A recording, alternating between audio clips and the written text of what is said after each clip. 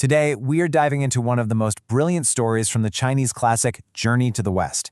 It's a wild ride that pits courage against fear, and it's got everything: mischievous heroes, a truly terrifying monster, and a village forced to make an impossible choice. But underneath all that action, there's a surprisingly deep philosophical core. So let me ask you this. What price would you be willing to pay for peace? I want you to imagine a village right by a river. They have peace, but it comes at a horrifying cost. See, to keep the river from flooding and to ensure a good harvest, they have to appease a monster lurking in the water. And we're not talking about a simple offering here. We're talking about an unthinkable sacrifice. Yep, the price for their survival is 2 of their own children. Every single year, a boy and a girl are sacrificed to this creature they call the Inspired King. It is an absolutely chilling tradition, but for generations, these villagers have been convinced it's the only thing standing between them and total ruin. Now, into this scene of quiet desperation walk our heroes, the noble monk Tripitaka and his powerful, not-so-human disciples. They're on their own massive quest, but they stumble upon this village and pretty quickly learn about the grim bargain that has this entire community trapped in a cycle of fear. And this isn't just some abstract problem they hear about. No, they meet the actual family whose children have been chosen for this year's sacrifice. They see the parents' grief up close, and suddenly, this whole mission becomes intensely personal. The stakes just got very, very real. So what do you do when you come face to face with an evil like that? Well, if you're the brilliant and always mischievous Sun Wukong, the Monkey King, you don't just pick a fight with the monster. You decide to trick it. And he cooks up this incredibly bold plan to end the sacrifices for good. Wukong doesn't even hesitate. He volunteers to take the little boy's place. And with a single magical shake, he transforms into a perfect copy of the kid. You have to understand, for the Monkey King, this isn't some grim duty. This is a fantastic new adventure. He's all in. But then we have his companion, the pig demon Zhu Bajie. He gets tasked with disguising himself as the little girl. And, well, the contrast is just hilarious. While Wukong's transformation is instant and perfect, Bajie is, let's just say, less than thrilled about his new role. Bajie's reaction is pure comedy gold in this otherwise grim situation. He starts complaining, accusing Wukong of just trying to show off. He wants no part of this plan. And that's Bajie in a nutshell. Sure, he's powerful, but honestly, he would much rather be taking a nap or eating than fighting some river monster. So after a whole lot of whining, Bajie finally gives in and transforms, and he almost nails it. He looks like a petite little girl, except for one tiny detail. His gigantic, round pig belly is still sticking out, completely ruining the whole disguise. You can just picture it. But you know, what's a struggle for Bajie is nothing for Wukong. He takes one look at this ridiculous-looking disguise, blows a single puff of magic air, and poof, the belly is gone. Just like that, the trap is perfectly set. So, with their disguises ready, our 2 heroes get placed on offering platters and are carried in this huge procession with gongs and drums right to the monster's temple.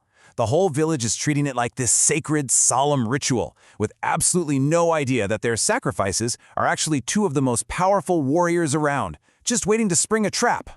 As soon as they get to the temple, the villagers drop the platters and run for their lives. And then silence. Our 2 heroes are left all alone in this dark, eerie temple. And they just wait. The tension is just building and building as they listen for any sign of the Inspired King. And of course, who's the one who almost blows the whole operation? Good old Bajie. He gets bored and antsy sitting there in the dark and literally says, "This isn't fun, I'm out of here." He's about to get up and leave right at the most critical moment imaginable, when Wukong stops him with a hiss. "Idiot, shut up, the monster is coming." Wukong can sense it. A shadow falls across the doorway.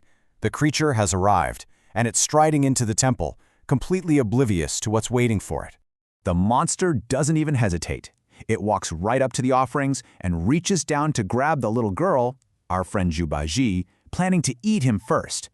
It has absolutely no clue who it's messing with. And in a flash, bam! Bajie explodes back into his true form, swinging his legendary 9-toothed rake and letting out this ferocious battle cry. Wukong transforms back too, and together they just unleash hell on this totally shocked monster, who immediately turns tail and flees back into the river. So the monster's been beaten back, at least for now, But this victory wasn't just about a clever ambush. See, this story is using this whole conflict to dig into some really complex ideas about humor, horror, and morality. There's something much deeper going on here. And this right here is the moral heart of the story. It's a Buddhist proverb that the monk, Tripitaka, used to convince Bajie to go along with the plan. It basically means that the spiritual merit you gain from saving just one single life is worth more than building the grandest, most beautiful 7-story pagoda. Compassion is the most sacred act of all. And that really sets up the central conflict of the story. On one side, you have the villagers. Their way is to appease evil out of fear. They sacrifice the innocent because superstition tells them they have to. On the other side, you have our heroes. Their way is to confront evil with courage, to protect the innocent, all because they're driven by compassion. It's a total clash of worldviews. So, why are we still so obsessed with this story hundreds of years after it was written? Well, it's because this one single chapter is a perfect little microcosm of what makes Journey to the West an absolute masterpiece.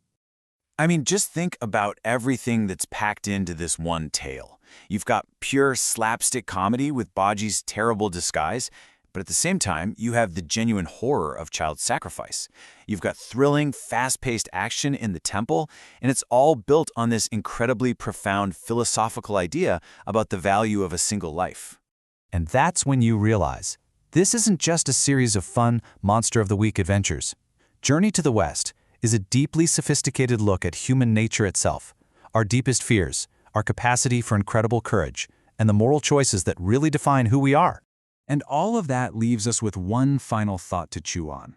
This story used two hilarious, comical figures to stare down a truly terrifying evil. It really makes you wonder, when we're faced with the things that truly scare us, when is making a joke not a sign of weakness, but maybe the most powerful act of courage there is?